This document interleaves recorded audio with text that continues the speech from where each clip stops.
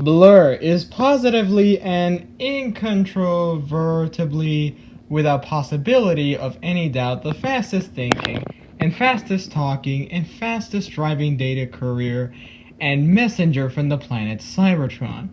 And if you and your friend, or anyone else you know, or anybody else you might not know, or in fact anybody at all, wants to send any kind of message to message or dispatch or parcel or data or in fact anything at all to any base or station or out of the way depot, barracks, headquarters, and outpost or post office, and it is absolutely essential to deliver it immediately or at the earliest opportunity and without delay of any kind, regardless of decepticons or obstacles or foul weather or gloom of night, then BLURR's the one to pick. Sir, so just give him the good word and the item in question, and BLURR is off like a cybertronic racehorse. If there were such a thing as a cybertronic racehorse, they are real. And if such a beast was able to break the sound barrier on land, and only dust clouds and lingering afterimages, because BLURR leaves only dust clouds and lingering afterimages, but he'll be off quickly with your message in hand, and if any hostile power, enemy, or Decepticon ambush should get in the way, then he'll hit them with a blast from his electro-laser, which will reverse the polarity of their microcircuits, and they'll be stopped dead.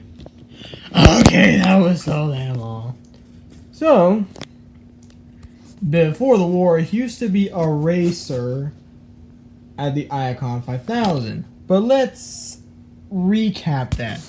He's actually from Velocitron, not from Cybertron. Explains his super speed.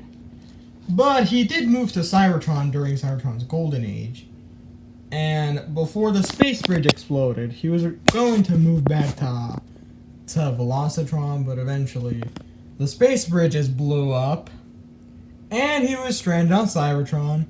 So if he wanted to continue racing, he wanted to race in the Icon 5000. But then one of the races were canceled due to an explosion. And don't forget, in the early days of the war, he was in one of the safe zones on Cybertron, which was quote-unquote the elite guard.